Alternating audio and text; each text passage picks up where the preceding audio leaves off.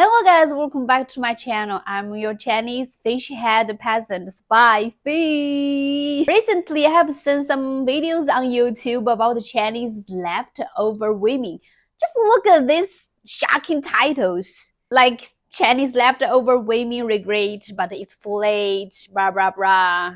Blah blah blah. Yeah, scary. In China, if you're a woman over 30 and still single, people will call you a leftover woman and assume nobody wants you. You must have healthy problems, or maybe you are mentally unstable. Basically, they don't see you as a normal person, even if you are highly educated, have great income, and your own dream and hobbies. In their eyes, you are still considered a loser. And these videos all treat women as nothing but childbearing tools, defining them only by marriage, never by their own achievements. I can't deny that this mindset is still quite common in China. China has only been well-fed for the past 20 or 30 years. When my mom was young, women didn't have many job options, especially in the small town where I was born. For women, getting married, or better yet, marrying a rich man, was often considered the highest achievement they could reach. My mom and dad got married and had me when they were just 19. They both only had a middle school education. My dad ran a shop with his skills, while my mom didn't know how to do anything. Every day she had to ask my dad for money to buy groceries, almost like a beggar. My dad often lost his temper because of business troubles, and life was really tough. Back then, many families were like this, and people just accepted it as normal. But as time went on, society developed and education improved. Women's potential in the workforce was unleashed to the maximum. Of course, it's still not absolutely equal, but women can now shine in many industries. And many women even earn much more than men. This has made women focus more on self-growth rather than depending on someone else to live. Marriage seems to have become less of priority. Yeah. But at the same time, with material life improving and consumerism rising, the cost of marriage and having children has become higher and higher. All of this together has created today's trend of late marriage and late childbirth, which is now even seen as a serious social issue in China. In April 2023, India surpassed China to become the most populous country in the world. Meanwhile, China is facing a population growth crisis. More and more young people are choosing not to marry or have children, which may lead to a serious aging population problem in the future. This is why marriage and relationships have become one of the hottest topics in recent years. I heard that in many Western countries, being single in your 30s or even 40s or 15th is seen as normal, even a valid lifestyle choice. A 30-year-old man might be called a catch, and a 13-year-old woman is just single, not left over.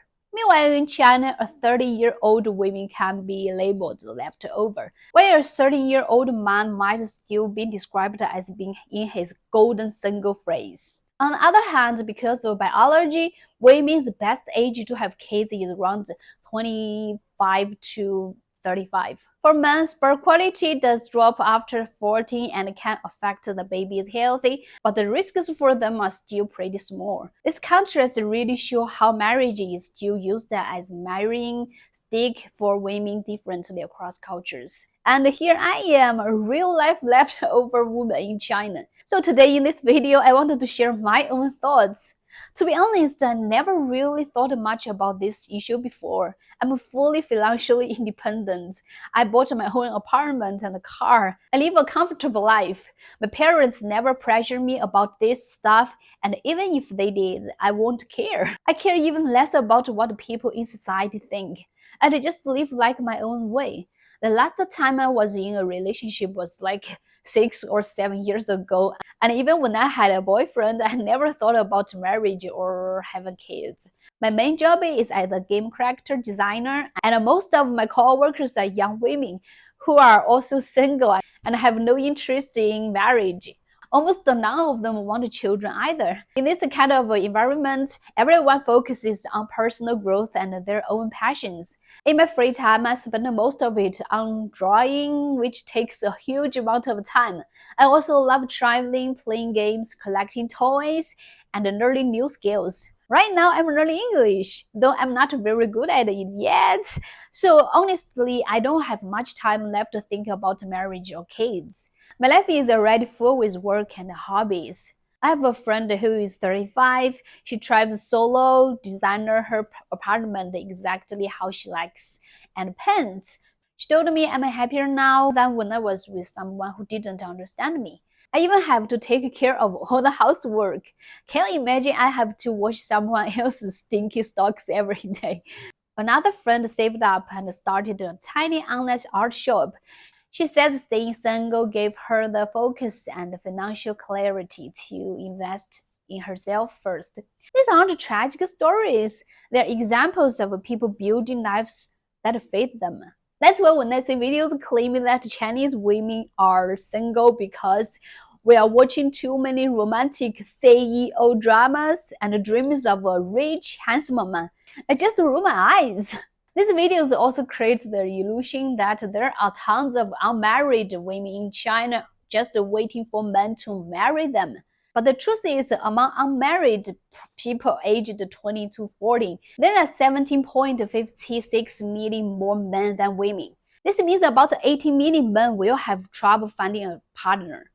For unmarried men over 30, the number is around 31 million, while for women it's 23 million.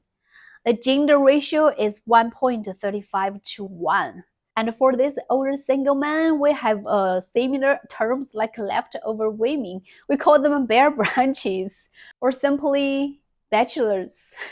The reason behind this is China's long-standing preferences for boys, plus the one-child policy that lasted for over 30 years. But that's another story. If you are interested, just hit subscribe.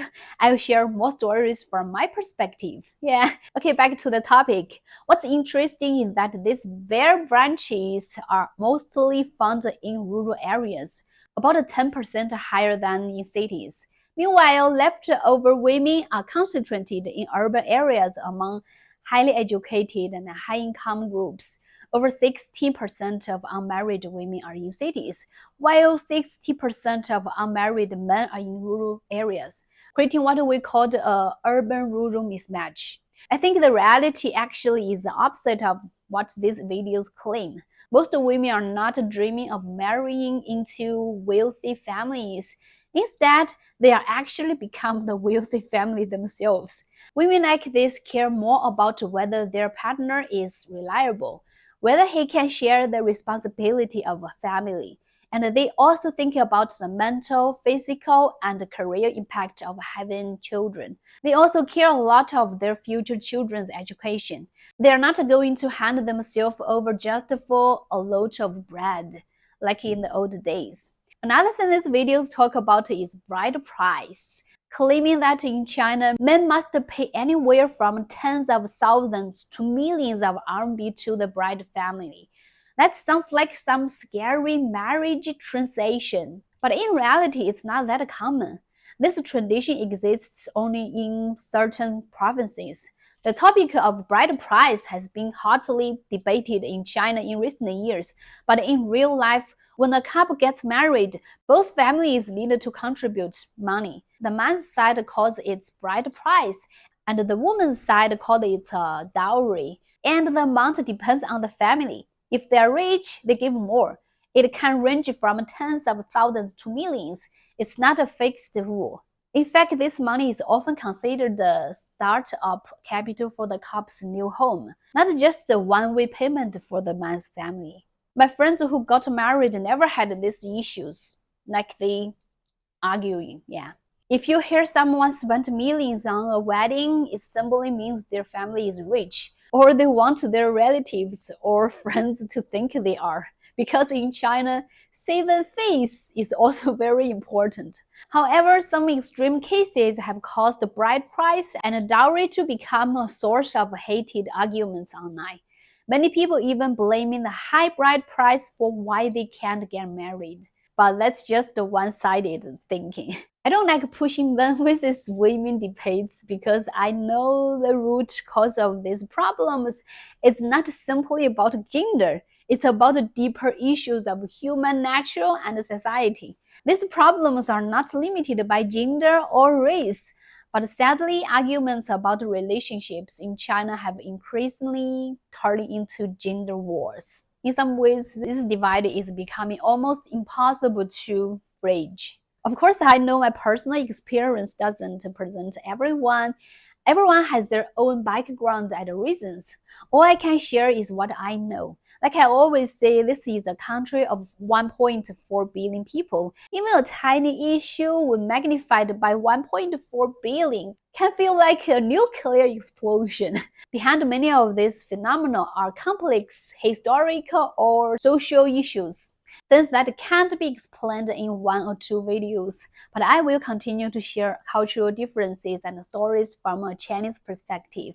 And I also wanted to hear your stories because I truly believe that only through positive and open communication can we break down barriers, broaden our visions or horizons, and really understand this world instead of just being led by whatever the media wants us to believe. So, what about where you live? Is marriage still seem a must or more like a personal option? Do people judge women differently from men after 30? Is there pressure from family or is it mostly internal? Is there a saying or phenomenon like this in your country? I'd love to read your experiences in the comments. So that's all for today's video. Thanks for watching. Like always, if I make any mistakes that confuse you, please correct me. Thanks for your support. So until next time, stay safe, stay positive, and peace. Bye bye.